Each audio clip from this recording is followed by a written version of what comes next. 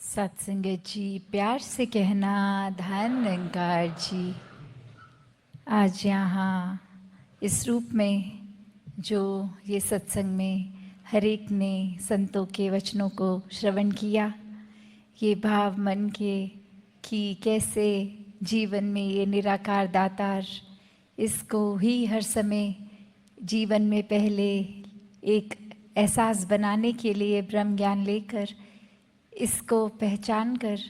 फिर श्रद्धा, विश्वास, भक्ति भरा जीवन और मन को हर पल इसी के साथ स्थिर रखने के भाव, भक्तों के जीवन से ये जो शिक्षाएं मिली, ये कोई सिर्फ आज सत्संग के समय के ये टाइम तक की नहीं है, ये तो जीवन भर के लिए है कि कैसे अपने जीवन में ये सुधार ला सकें। कैसे आज अनेकों संतों ने समझाया और युगों से संत समझाते हैं कि भक्ति एक प्यार की बात है, ये भक्त और भगवान के रिश्ते की है। कैसे अपनी भक्ति को और मजबूत करें, एक भक्ति जो इस परमात्मा के दर्शन साक्षात हर समय करते हुए की हो। कैसे जीवन में फिर एक चेतनता का इस्तेमाल करते हुए हर समय अवेयर होके एक हर समय में लिविंग इन द मोमेंट, उस समय भी ये सोते जागते उठते बैठते हर समय की श्रेष्ठता तभी है जब एहसास में निराकार हो। ये जो मिडिल पाथ, ये मध्य मार्ग की भी बात, और कैसे अपने जीवन को बैलेंस रखना है, जहाँ ये ब्रह्म ज्ञान रूप तो आ गया और अपने जीवन में कर्मों को भी एक वो बैलेंसिंग फैक्टर साथ कि जब तक ये ज्ञान वाकई ही जीवन में नहीं ढलता तब तक वो भी ज्ञान, ब्रह्म ज्ञान किसी भी काम का नहीं, और जीवन के हर पल में है तो वाकई ही ये संगम बहुत ही सुनहरा। और साथ ही ये बैलेंस सिर्फ ज्ञान और कर्म की बात नहीं है, ये सेवा, सुमिरन, सत्संग, भक्ति, ये भी बैलेंस की अक्सर ये देखा जाता है कि हम एक मन से तो अगर इस परमात्मा, इस निराकार का सुमिरन कर रहे हैं, पर जीवन में फिर एक सत्संग जाने की रुचि नहीं है, मन में पूरे संसार के लिए सेवा भाव नहीं है, तो फिर ये बैलेंस नहीं है। ये भी अपने आप में, ये जैसे तराजू तो चलो दो चीज़ों का बैलेंस कर सकता है, पर यहाँ ये तीन जगह पे सेवा, सिमरन, सत्संग का बैलेंस है। कैसे एक भक्त का जीवन फिर निराकार के ऊपर ही अलाइन रहता है जब संतों के वचनों को सत्संग रूप में एक श्रेष्ठता दी जाए। ये दिल हर समय परमात्मा के एहसास में हो, मन में फिर भेदभाव नहीं, नफरत नहीं, एक दासों के दास हैं हम, ऐसे भाव से समर्पित होके एक अपने किसी फ़ायदे के लिए नहीं, एक बेगर्ज होके ये सेवा की जाए, और इस सेवा में फिर ना देखा जाए कौन है, कहाँ से आया है, ये हर एक के लिए दिल एक समान, हर एक को पूजनीय मानते हुए हर एक के जीवन में किस तरह कंफर्ट आ सकता है। तो ये मध्य मार्ग, ये बैलेंस, ये भक्ति का, और कैसे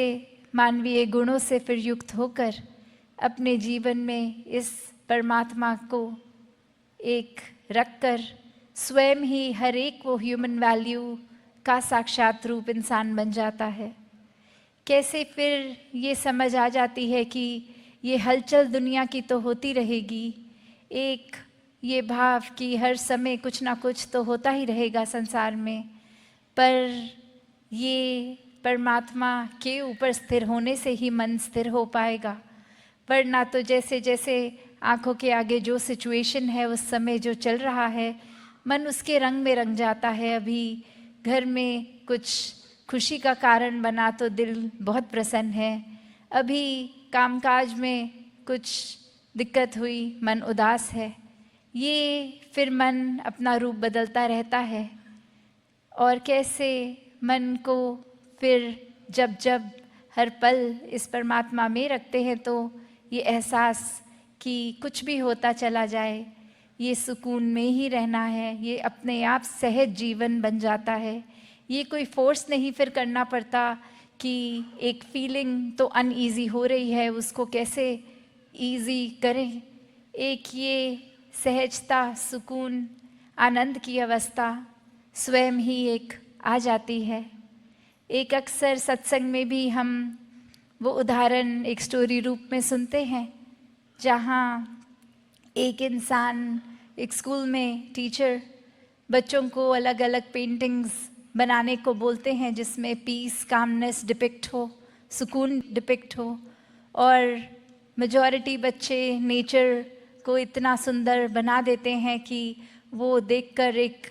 समझ आ जाता है कि थीम ये पीस है, कामनेस है, सुकून है। और वहीं एक पेंटिंग जो एक इतना तूफान का दृश्य उस बच्चे ने बनाया कि सब कुछ तहस तहस हो रहा है, पेड़ गिर रहे हैं, एक बादल गरज रहे हैं, लाइटनिंग है, एक हवा तेज़ चल रही है, मिट्टी उड़ रही है, और वहीं एक घोंसला किसी पेड़ पर जो एक सुरक्षित, बहुत ही सेफ अपने आप को वो मदर बर्ड अपने बच्चे को खाना दे रही है, एक बहुत सेफ उस घोंसले में, उस नेस्ट में रख रही है। तो यही फिर उस जब पेंटिंग पे नज़र गई और ये सोचा कि बाकी सब जगह तो पेड़, पहाड़, झरने एक बहुत ही अच्छा ऐसा है, और ये इतनी डिस्टर्बिंग विजुअल, इसको कैसे उस थीम में बच्चे ने सोचा। और वो बच्चा फिर यही बताता है कि जिस तरह इस परमात्मा ने हमारे जीवन में भी उथल पुथल, हर समय के अनुसार हर पल में कुछ अलग रंग, तो ऐसे ही जीवन में ज़रूर ये तूफ़ान भी आएंगे। हर समय तो हमें अपने हिसाब से, अपने मुताबिक हर सिचुएशन एक उस तरह तो नहीं मिलेगी, पर हाँ, ये सुकून उस समय भी, जिस तरह ये माँ को उस समय और कुछ नहीं पड़ी थी कि आंधी आ रही है कि नहीं, बस था कि ये मेरा घर, मेरा बच्चा, ये सुरक्षित कैसे मैं रखूं, ये हवा से कोई लेना देना नहीं। एक पहले ही घोंसला उस तरह बना लिया कि वो विंड फैक्टर अफेक्ट ही ना करे, और बस वो उतनी एक हबड़ा दबड़ी के माहौल में भी, एक डिस्कम्फर्ट के माहौल में भी एक कंफर्ट ही दर्शा रहा है। तो बात वही कि जिन्होंने इस परमात्मा पे उस तरह विश्वास रखा, पहले देखकर, पहले जीवन में एहसास करके, हर पल जब दर्शन करते हुए, फिर ये पता होता है कि ये सिचुएशंस तो एक हमारे मुताबिक अच्छी हों या बुरी हों, पर ये बहुत ही एक उचित, ये बेस्ट है, क्योंकि ये खुद ही परमात्मा जीवन इस तरह चला रहा है। कैसे एक अक्सर ख्याल भी आते जाते रहते हैं, तो यही संत समझाते हैं कि अगर कोई बहुत नेगेटिव ख्याल आया भी तो उसी समय इस परमात्मा का एहसास कर ले, तो वो उस तरह जैसे एक पानी में, अगर कीचड़ में अगर हम जाएं तो अगर उस पर कूदेंगे तो मिट्टी हमारे ऊपर आ जाएगी, पर थोड़ी देर अगर हम वो स्टैग्नेटेड उसको रखें, उसको हलचल ना करें उस पानी में, तो खुद ही वो सेडिमेंट्स उसके मिट्टी के नीचे सेटल हो जाएंगे और वो साफ़ पानी ही ऊपर होगा। और वो किसी किसी कंडीशन में तो इतना साफ़ हो जाता है कि वो पानी फिर पीने लायक तक बन जाता है। और अगर हम उसको सेटल ही ना होने दें, उसमें लगातार अपने हाथ पांव मारते रहेंगे, तो फिर तो वो पानी पीने से रहे, क्योंकि इतनी मिट्टी ही आएगी मुंह में। तो बात वही कि ये परमात्मा हर कुछ अगर दे रहा है, हमने उसमें से पिक क्या करना है, कहाँ पे पेशेंस रख कर सिचुएशन में खुद टल जाना है, ये जानते हैं। फिर भी उस समय इतने खुद ही परेशान, इतने अनईजी हो जाते हैं, और कुछ हद तक इस परमात्मा से भी वो